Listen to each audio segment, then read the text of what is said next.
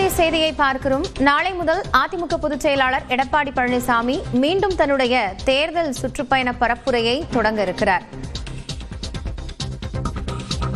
கூட்டணி, தொகுதி பங்கீடு உள்ளிட்ட கட்சி பணிகளும் அரசியல் சார்ந்த பணிகளும் நிறைவடைந்திருக்கக்கூடிய நிலையில் மீண்டும் தன்னுடைய தேர்தல் சுற்றுப்பயணத்தை எடப்பாடி பழனிசாமி தொடங்க இருக்கிறார். அதன்படி மயிலாப்பூரில் நாளை பிற்பகல் 3:30 மணிக்கு இபிஎஸ் பிரச்சாரம் மேற்கொள்கிறார். கூடுதல் தகவல்களோடு செய்தியாளர் சுபாஷ் இணைகிறார். அவரிடம் பேசலாம்.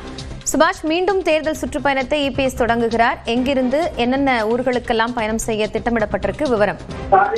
அதாவது அதிமுக பொதுச் செயலாளர் எடப்பாடி பழனிசாமி நாளையிலிருந்து தன்னுடைய தேர்தல் சுற்றுப்பயணத்தை ரெஸ்யூம் பண்ணியிருக்காருன்றத பார்க்க வேண்டியதா இருக்கு.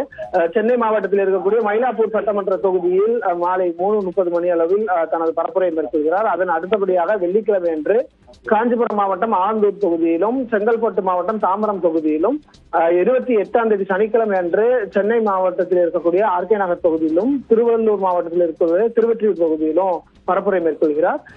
29ஆம் தேதி ஞாயிற்றுக்கிழமை கன்னியாகுமரி மாவட்டம் நாகர்கோவில், திருநெல்வேலி மாவட்டம் ராதாபுரத்திலும், 30ஆம் தேதி தென்காசி மாவட்டம் கயநல்லூர் தொகுதியிலும், தூத்துக்குடி மாவட்டம் கோவில்பட்டி தொகுதியிலும் பரப்புரை மேற்கொள்கிறார். 31ஆம் தேதி விருதுநகர் மாவட்டம் சிவகாசி, ராமநாதபுரம் மாவட்டம் பரமக்குடியிலும் பரப்புரை மேற்கொள்ளும் எடப்பாடி பழனிசாமி 1ஆம் தேதி சிவகங்கை மாவட்டம் சிவகங்கை தொகுதியிலும், புதுக்கோட்டை மாவட்டம் புதுக்கோட்டை தொகுதியிலும் தனது பரப்புரையை மேற்கொள்ளுகிறார். அதன்படியாக இந்த பரப்புரை அட்டவணையானது வெளியிடப்பட்டிருக்கிறது. அடுத்த கட்டமான பரப்புரை இந்த 1ஆம் தேதிக்கு பின்னர் வெளியிடப்படும் என்று எதிர்பார்க்கப்படுகிறது.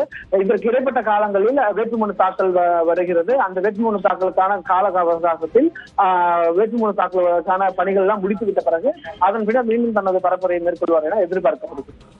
நன்றி சுபாஷ், இது குறித்த தற்போதைய விவரங்களுக்காக.